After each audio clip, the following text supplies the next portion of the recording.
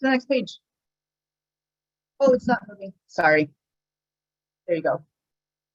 So this was developed in 1999 by Tema Okun, and you can click on this link here, and it will lead you to a brand new website that they put together.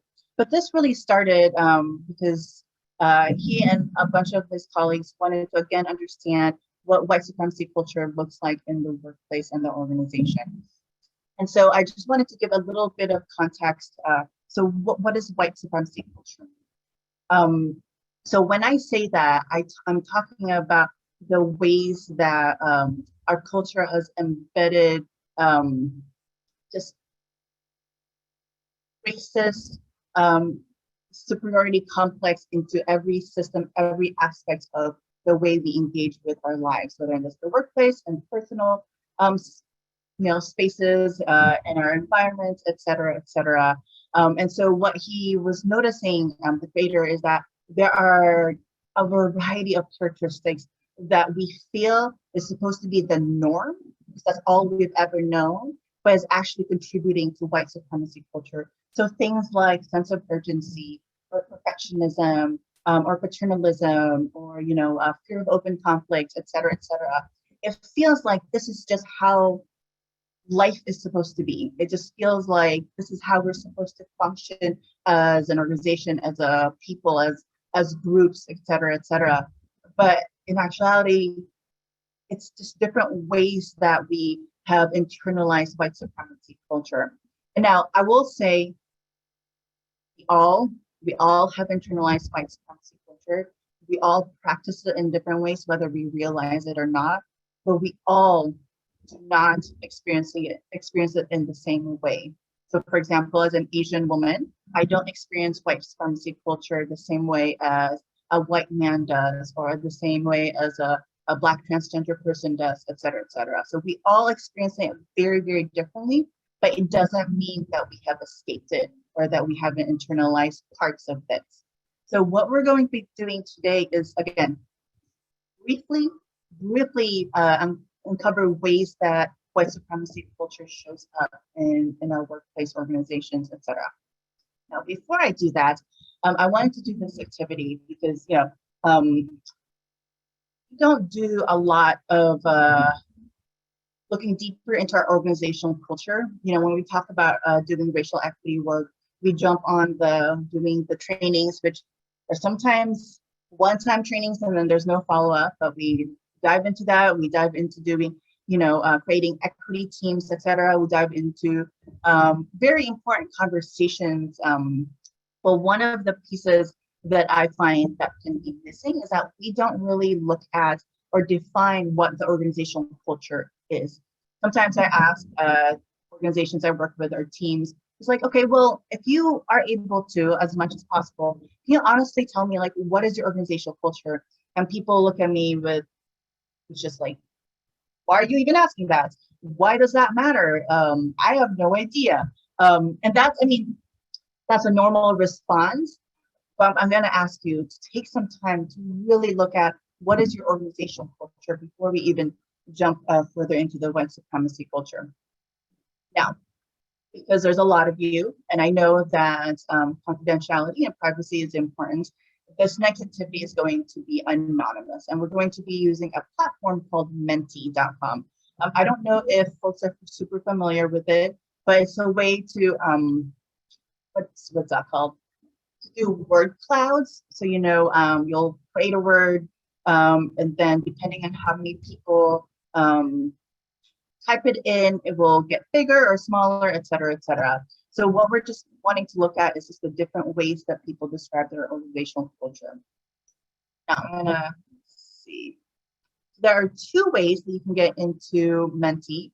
You can go and click on the link, like menti.com, and then you can put in a code, or you can use the QR code, which you just use a cell phone to do. And then hover over it and a link should pop up. When that screen comes up, it will ask you to describe your organizational culture, and you'll have three different ways to, or different blank spaces to add your organizational culture descriptors. I will ask you to please keep your descriptions on each space 1 to 2 words. It's really difficult to create a word cloud when we're writing whole sentences or whole phrases. So stick to 1 to 2 words. Now, before we continue, are there any questions? I can't see people's faces and I haven't looked at the chat, but are there any questions on how to use this platform?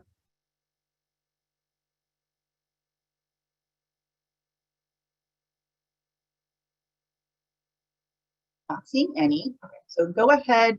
Once you have it up, I will go to my other screen so you can start seeing the word cloud.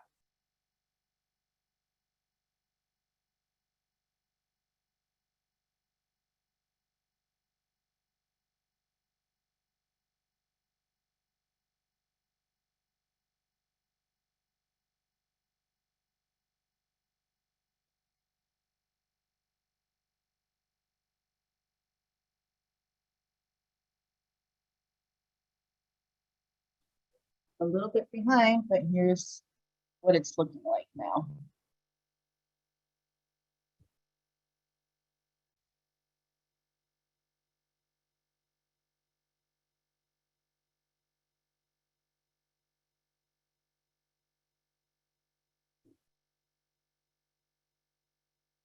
You can see as people continue adding their descriptors, how the word cloud just transforms.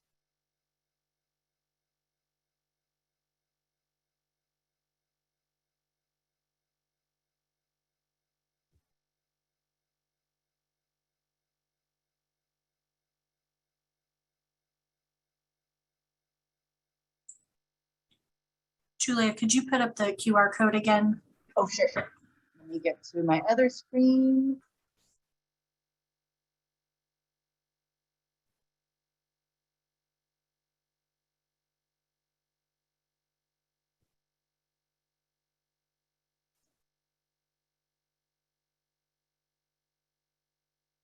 I'll leave this up for a couple of minutes.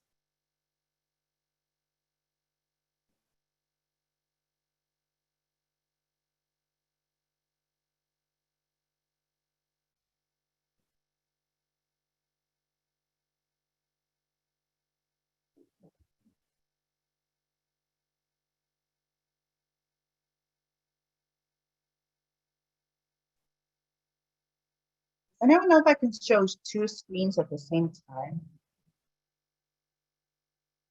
I don't think so. Oh, okay. Well, you can, no, that's not true. If you can actually, you can, but I don't know that I have time to explain it at the moment. So if I put up the word cloud, can you see that? No. No, okay. So I have to stop sharing and then reshare it.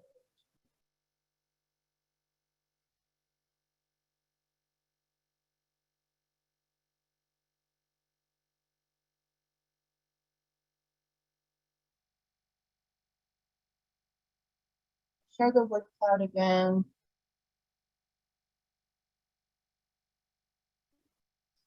Like it stopped for now. I'd like you to take a moment to look at this word cloud as is. So far, collaborative, cautious, and white and hierarchical are the biggest ones I'm seeing. Take a note of what some of your colleagues have shared.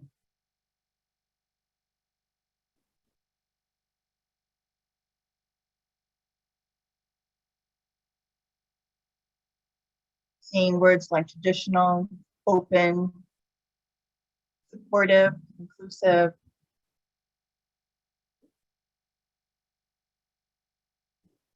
Okay, I like that. It's okay. Fair, good-hearted, white male, progressive, traditional, male dominant. Also see a lot of words being repeated different ways.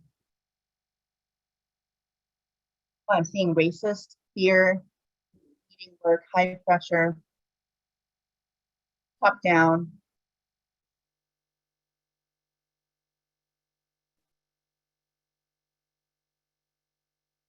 Thank you, I appreciate this. Sometimes when I ask this question, people are are a little bit afraid to share their honest thoughts about their organizational culture, just because it's, like hear some of these words, racist or white male dominated, etc. It's hard to speak up, right? So that's part of those characteristics of white supremacy culture that we will be talking about today. And now there is a lot. There's a lot of characteristics. So I'm going to focus on three that I've heard most recently, or just more as often three that I hear a lot from different organizations. And that's paternalism, fear of open conflict, and sense of urgency. So we're going to take time, again, briefly to cover those. And I'll also be asking you to start thinking about the ways that shows up in your workplace and the ways that you have witnessed your workplace try and undo some of those characteristics. I'm going to move back to my PowerPoint.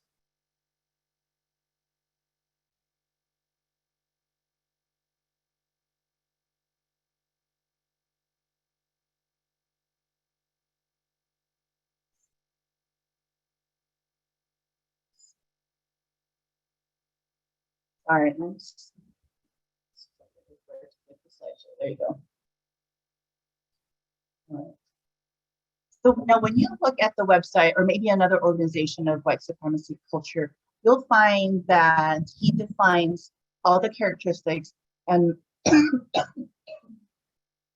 under each definition, he writes something called antidotes. And we'll talk a little bit more about that. But we're going to start with just the definitions of what these are. So one, paternalism. Again, I hear this a lot in different spaces. And these are just some of the many ways that this can show up. So paternalism, power is concentrated and controlled by few. Those in power make decisions for others with little to no engagement, underlying belief that those in power are the most qualified and most equipped to do so. Those without power are aware that they hold no power or influence in the organization. Those without power have limited access to information, decisions, process, etc. Now, in general terms, I'd love for you to share other ways that this shows up in organizations or different spaces that you navigate, et cetera, et cetera. Now, I know wanting to keep things confidential, feel free to just do very general examples in the chat of how this can show up in the workplace. Paternalism. Very behind in the chat, so I'll also take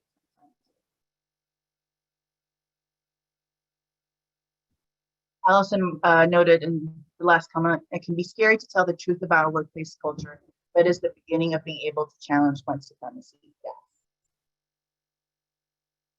Some examples, white males being given more credibility, hard word, defensive when questioned, information hoarding, yes.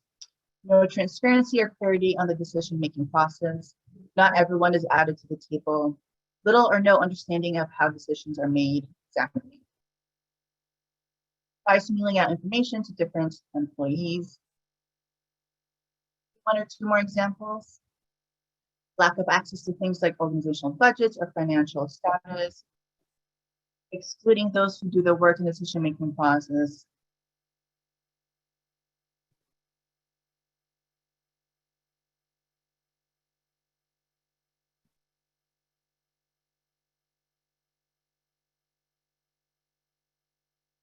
Dismissive of a dissenting opinion. People in management have been there for decades, so they must know what is best. Lack of input from those who do the actual boots on the ground. Various types of bullying. Thank you for these examples. We're going to go to the next one really quickly. One of those examples of like when you, I know we're being recorded, sorry, Sarah Lynn. Sometimes when you make an assumption, you make some ass out of you. So I made an assumption about Tema Okun's pronouns, and I've been using the wrong pronoun, so I apologize for that, but it is she, her. Thank you for bringing that up. So our next example.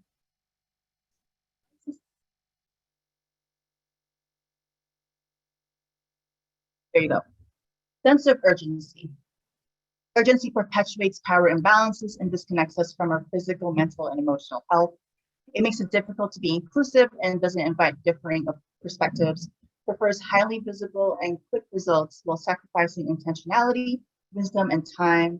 It produces either or thinking due to needing to make decisions fast, can involve unrealistic expectations of one's own capacity to do the work. There's a much longer definition for this, but again, please share your some, again, general examples of sense of urgency and the way it shows up in the workplace.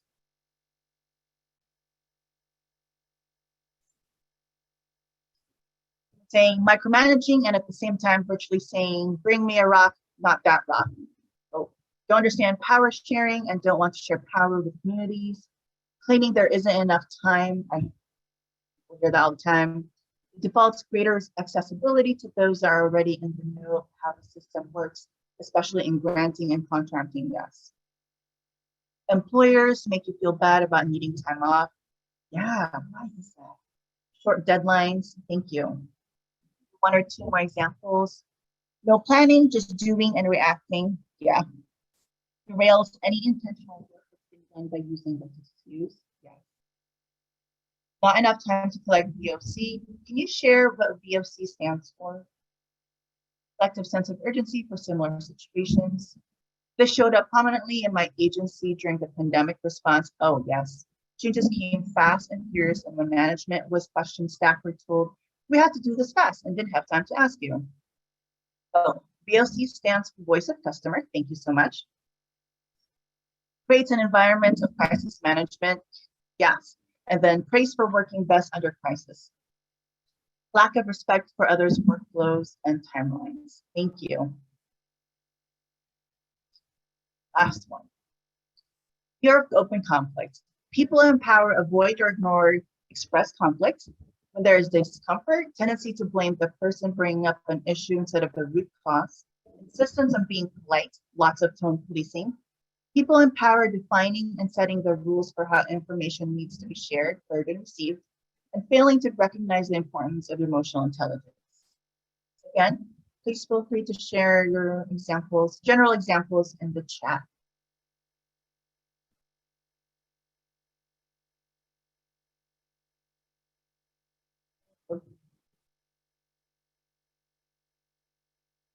I've also gotten responses through direct messaging, so feel free to do that in the chat if that would work better. Examples: gaslighting, gossiping.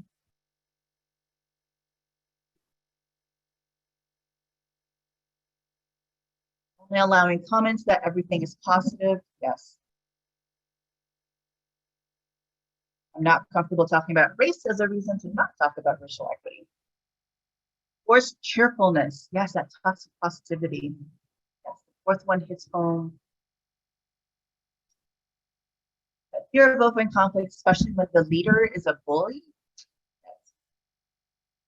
A lot of head nodding in agreement and then acting otherwise. Yeah. Microaggressions. Thank you. Great to have boundaries that open conversation and speed of trust language.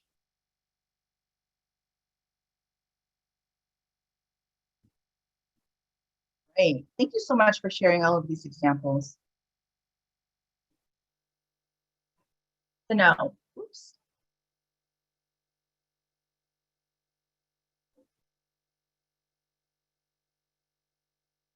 Before I go over these antidotes, there are a couple of things I want to share about white supremacy culture. Hold on. It says my Zoom is am I still on? It says my Zoom just failed. You're still going over here. Oh. Sorry, I just got a message that said my Zoom failed. I didn't understand what was happening. Okay. All right, so before I continue, two things about white supremacy, or just a couple of things about white supremacy culture. Characteristics written out with the definitions, and then the antidotes. And then when people see that, I'm still on, sorry, it keeps saying Zoom quit unexpectedly. I'm still on, right? Yes. Okay, sorry, I don't know why it keeps doing that. But anyway, when people see the characteristics and then the antidotes, they jump immediately into the binary way of thinking about the characteristics of white supremacy culture. And interestingly enough, that's one of the characteristics, either or thinking or binary thinking. So when when you look at characteristics and the antidotes, I want you to not get stuck on that binary thinking of like, everything is black or white, because there are some grays in here too. And I say that because sometimes, it's not just as easy as unlearning some of these characteristics. It's not just as easy as saying, well, if we do these antidotes, we're golden. Sometimes, especially if, in a white dominated space where there are just a few people of color, survival instincts come in. And sometimes that internalized white supremacy characteristics become ways to survive an otherwise toxic work environment. And you think about, you can't just unlearn, you also have trauma compounded by everything else happening in your workplace environment. So I just want us to think about that as I go into antidotes.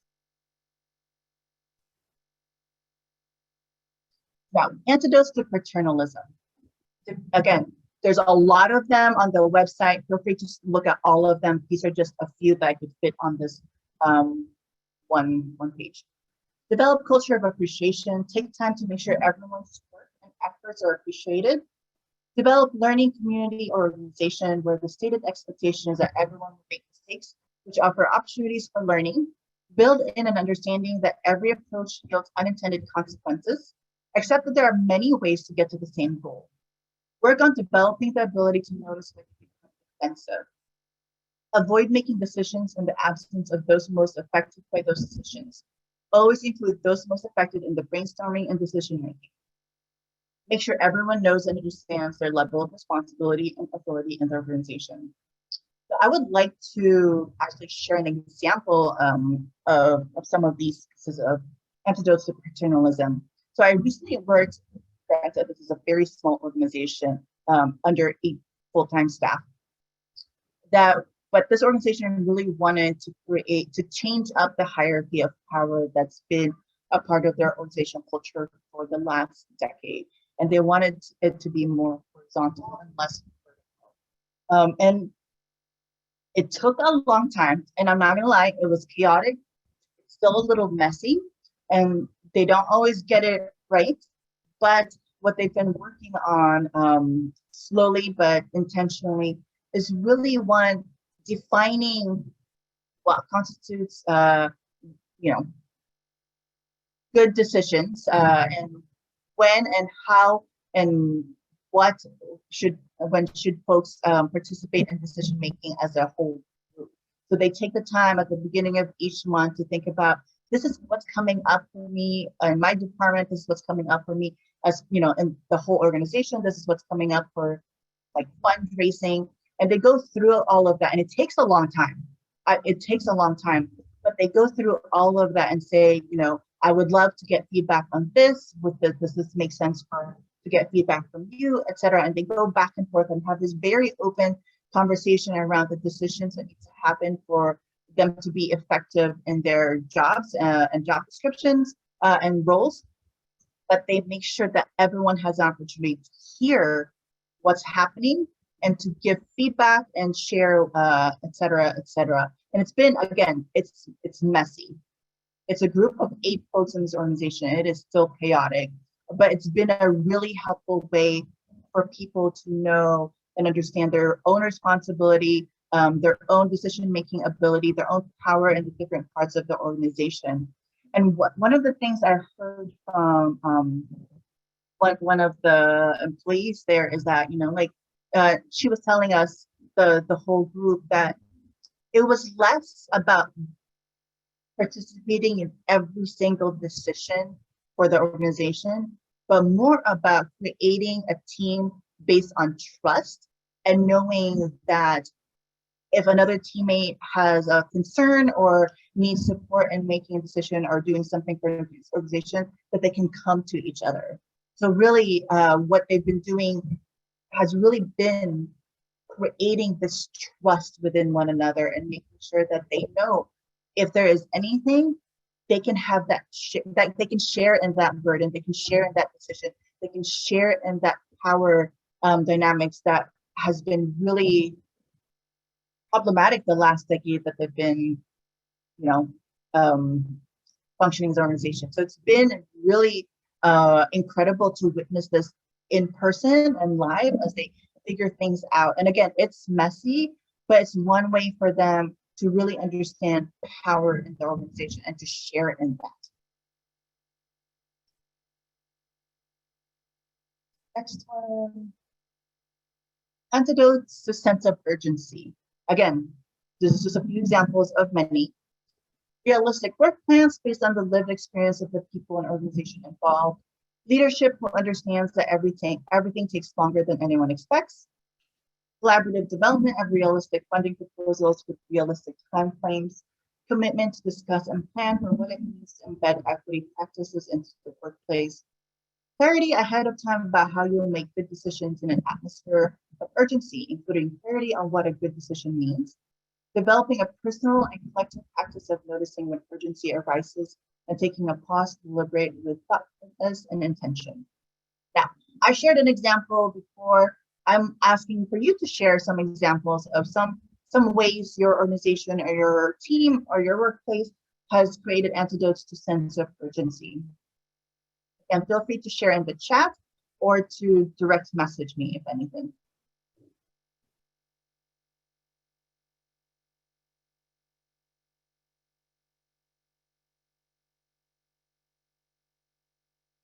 What are some ways your organization is trying to unlearn and undo sense of urgency in their workplace?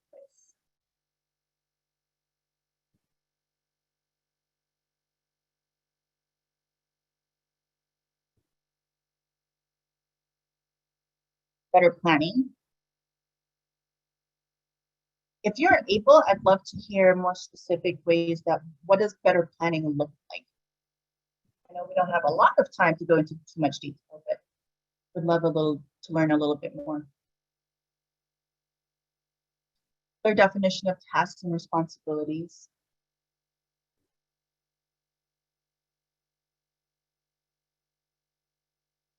Talking with a supervisor about not grabbing you real quick on your way out the door.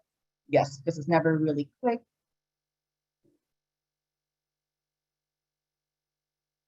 Open lines of communication. Melissa asked if they can be unmuted. Sorry, I don't. Megan or Stanley can help with that. Yes, 1 second. Open lines of communication, creating an annual operations plan and committing to letting some things go until later. Establishing work groups with a cross-section of staff. Room to pull back and reassess without blame if something's not working. They're just coming in quick.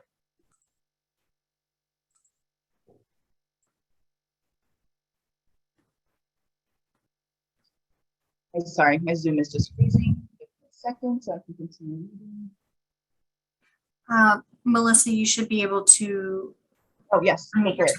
Perfect. I didn't want to interrupt. Thank you so much. Yeah, better planning. So just, I really grappled over how much to put in there.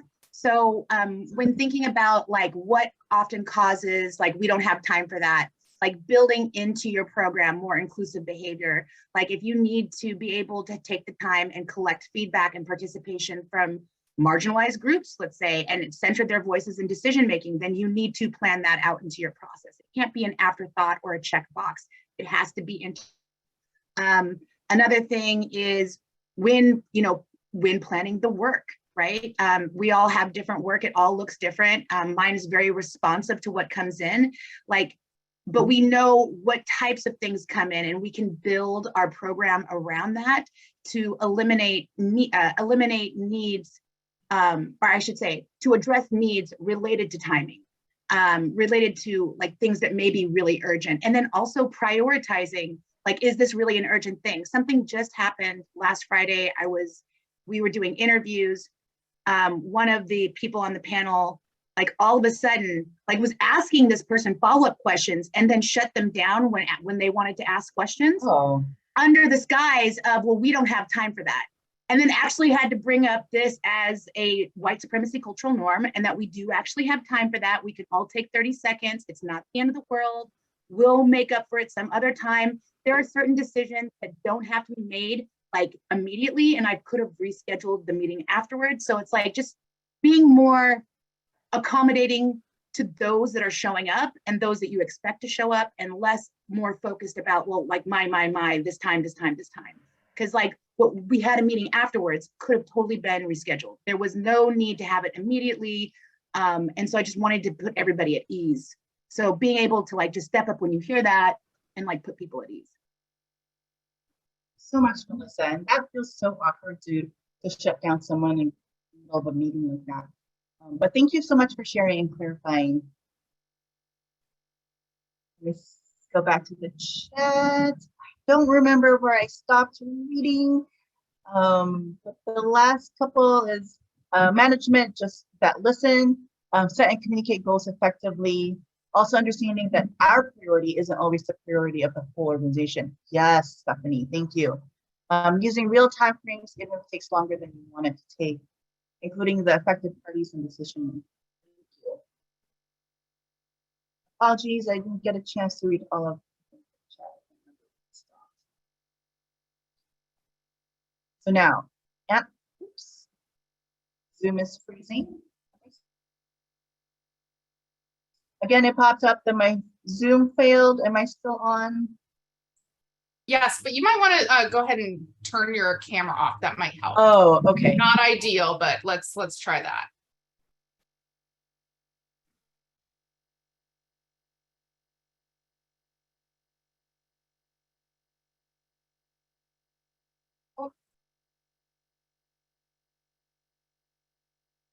We've still got your camera, Julia, but we do not have your Everything share. just froze for me. I apologize. Of course. Thanks everyone for bearing with us, giving us a little bit of that grace we've been talking about. Yes. Okay. So now, can you see my screen sharing? Not yet. There was a little bit of a lag last time. Well, for antidotes to fear of open conflict, I'm going to ask you to define some antidotes. Why is my screen not sharing? Here you go. I think that's working out. You'll see that I left this blank. I'm going to be asking you to share in the chat some antidotes that you think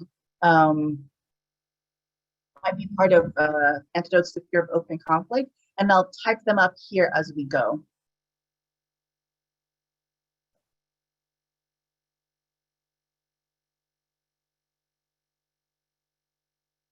Oh yeah, my Zoom may need to be updated and I didn't get a chance to. Thank you so much for that.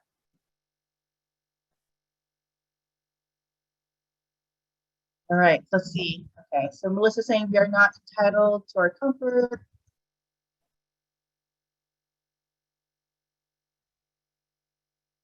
Setting norms and providing training on giving and receiving feedback.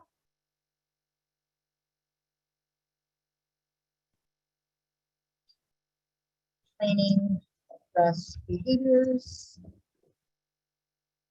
not people. Try and make this bigger for you too.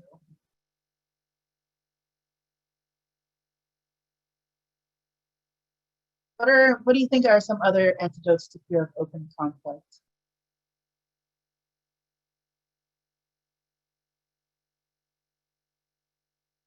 Openly discussing or training on different conflict styles, communication styles, demystifying different approaches.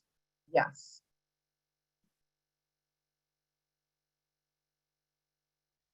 I like that you shared that, Sarah Lynn, because the example I was sharing with the organization trying to make their power structure more vertical or horizontal, sorry, one of those lines, is that they actually went through and discussed their different communication styles and conflict resolution practices, and it was really helpful for them to get to know one another. Yeah, I know. Leaders bringing up hard stuff and then listening.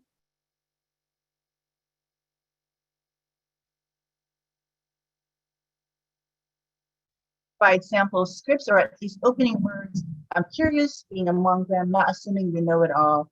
Yes, I love sample scripts. I love sample ways for us to just learn more about each other.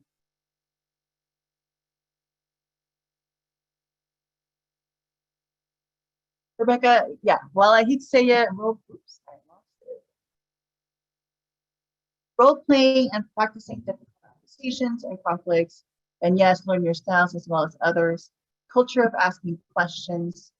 Talk about and integrate conflict as part of the process of decision making. Communicating that conflict is normal and can produce more creative results. Leaders must model conflict management. That gets tricky when it's the leaders who are the most resistant. Good facilitators available and easy to access. I just stopped typing because it's coming out fast. Transparency and clear communication with staff is a great way to curtail conflict before it starts.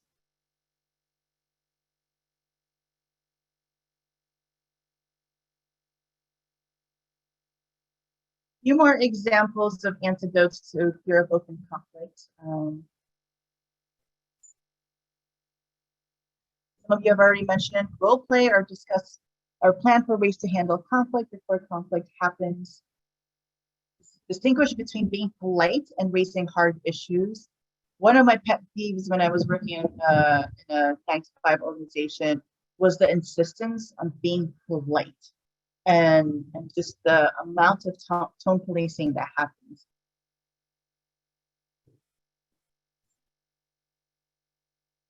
Don't require those who raise hard issues to raise them in acceptable ways, especially if you're using the ways in which issues are raised as an excuse not to address them.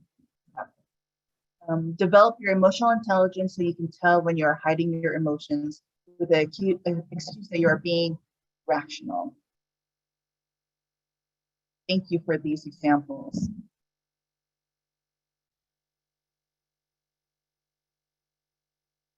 Great. Sounds like y'all are got this.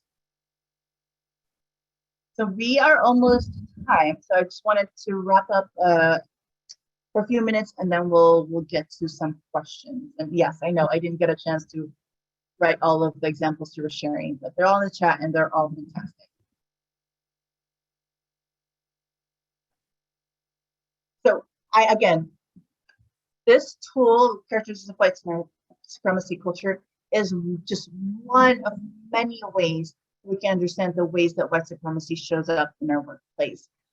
There are assumptions in using this tool. One, there's an assumption that you and your organization already have a shared language, right?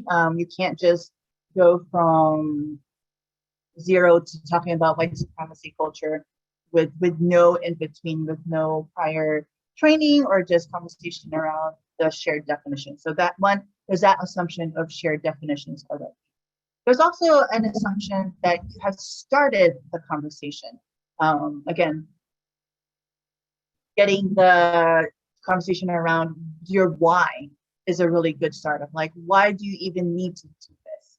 You know, how is this going to help your organization? How is this going to help the employees in your organization, et cetera? So those are two assumptions that I make when I start telling people, you should do this. White supremacy culture is such a helpful tool. But shared language and knowing your why would be really helpful in starting to get that buy-in from your organization. So again, I'm not asking you to go from 0 to 100 with this. I tell people, you know, take your time. That sense of urgency, right? There's that urgency because this is impacting people daily. And sometimes, you know, especially for our Black colleagues, this can be deadly, right? So it feels like you do need to address white supremacy as soon as possible, right now, like 2 days ago, et cetera. But also take your time. because you're not just telling people to learn new terminology or new language. You're not just telling people to memorize all these examples, etc. You're telling people that they have to unlearn everything that they grew up with. You're telling people that they have to undo and unlearn all these norms, all these practices that they have really developed and internalized over their lifetime. And that is not an overnight process. That takes time. So again, there's a couple of assumptions before I tell you do this, but I do think starting with uncovering the ways the white supremacy culture shows up in your workplace is a really helpful tool in trying to figure out how to work toward becoming an anti-racist organization and really turning your organization 180. Is it going to happen in the next year? Probably not, but at least you'll get started. Yeah, I know that was very brief and very quick. I'd love to take the opportunity to just get any questions before. I know we have a poll coming up too, but let me actually turn off my stop share screen. Just try and show my face again. It works. Does anyone have any questions? Feel free to unmute yourself or put them directly in the chat. We do have one question in the chat to get thank Q&A you. started if you'd like. Okay, so thank you. The question, it's not too personal, but you talk about what you mentioned in terms of tone policing. Yes, I can share just a direct example. Sometimes I feel like stories are more helpful than straight definitions. So early in my career, I worked for a nonprofit organization that I loved. I mean, I thought this organization was going to be my life. I was gonna go through it. I was going to, I was young, but I thought I was gonna, that's where I was going to retire from. I mean, I loved this organization. But over the years, the organizational practices became really harmful to folks of color, especially Black and brown folks in the organization. And now I thought my supervisor, one of my supervisors at the time was a white woman. And I saw her as an ally. That's how she always, presented herself. And someone mentioned earlier of like people head nodding in agreement and then doing something completely different in the background. Well, that was basically her.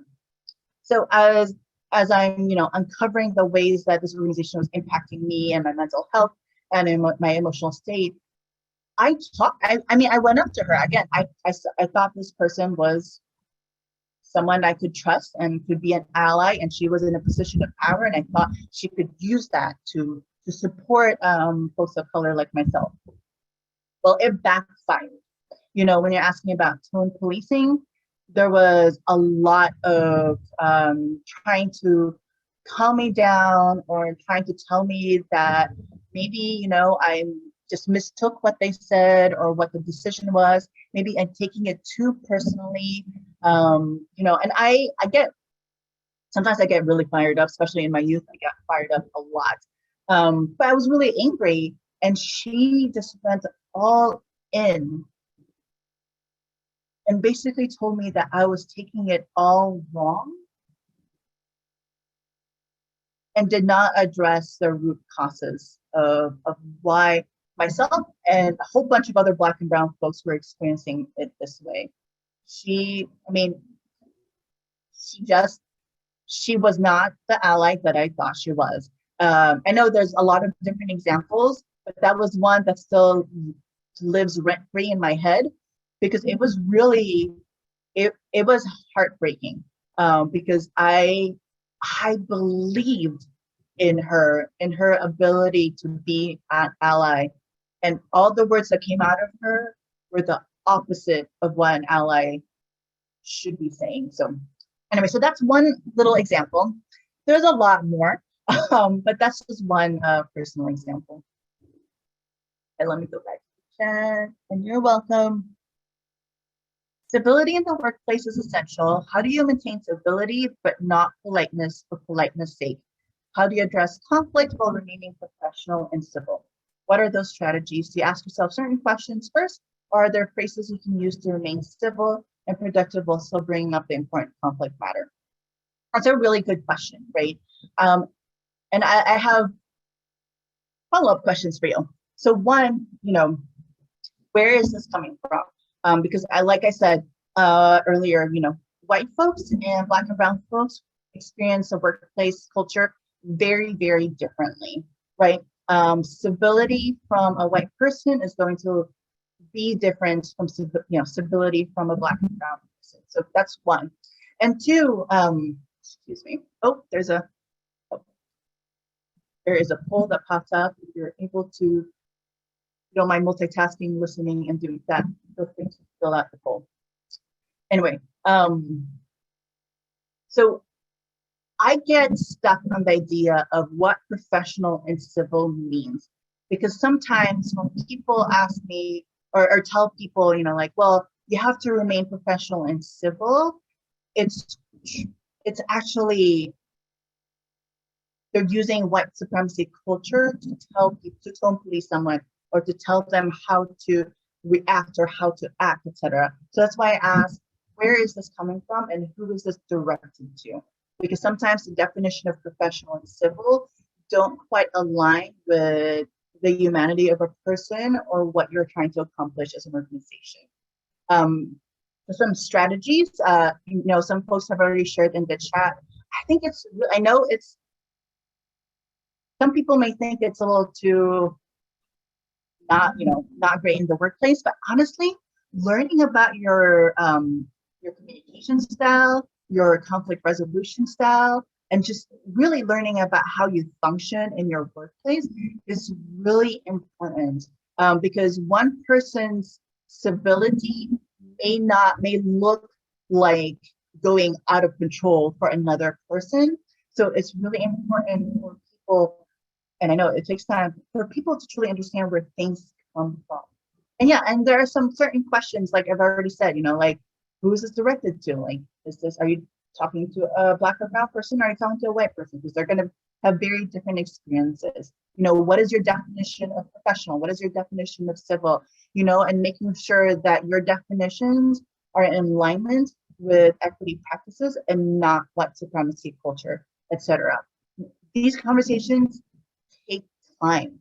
And I think that's one of the things that people get really stuck on, that because there's that sense of urgency of like, we don't have time to have all these conversations. So let's just go back to our traditional ways of doing things. But it really takes a long time to nurture those relationships so that you can have open conversation around civility and professionalism and et cetera, et cetera.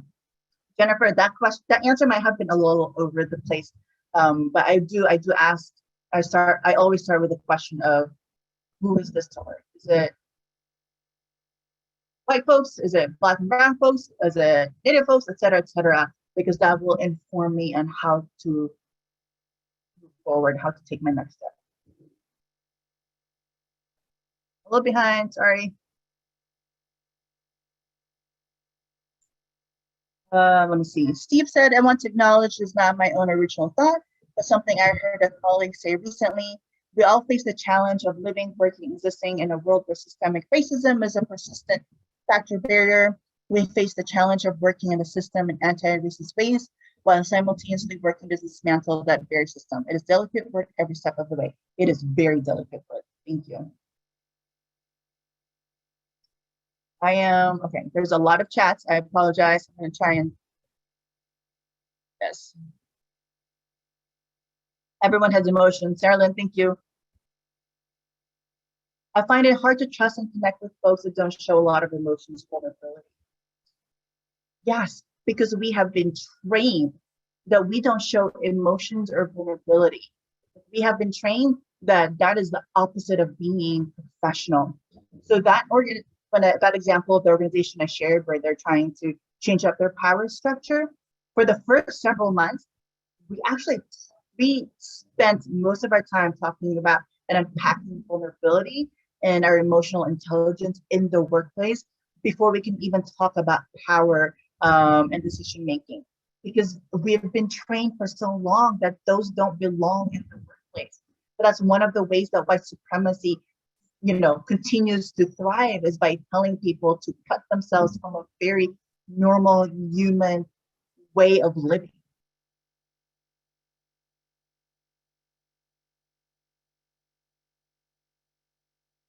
Yes, Andy says civility is fine, but too often concepts of what is civil dialogue is used to shut down hard conversations. That's not okay. Yes. That's why it's important to define what does civil mean to you. Oh, there's a lot, and we have 2 minutes left. I'm so sorry. It's a lot to read through. Yeah.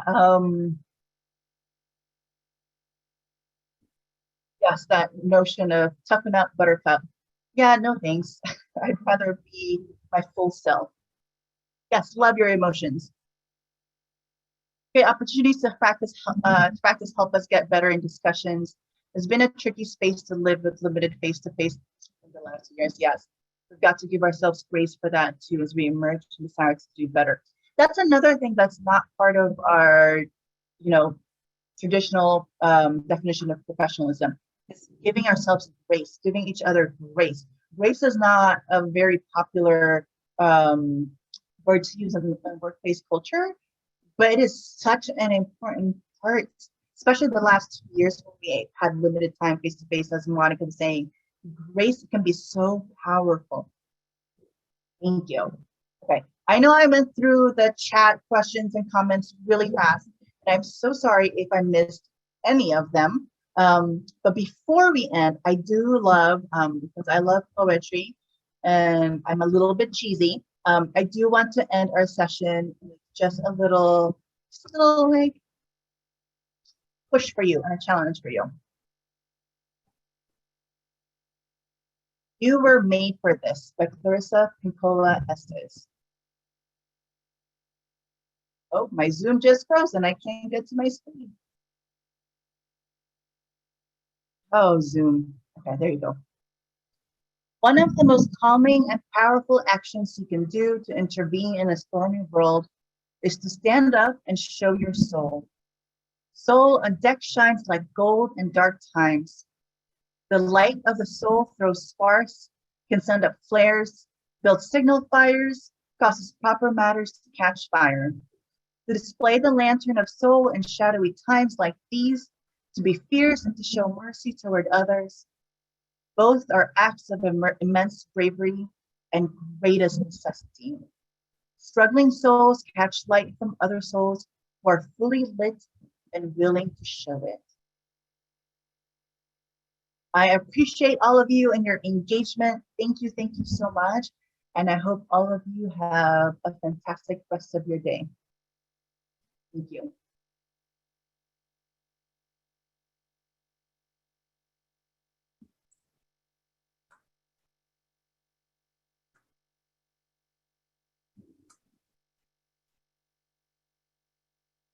Oh, and thank you for the birthday wishes.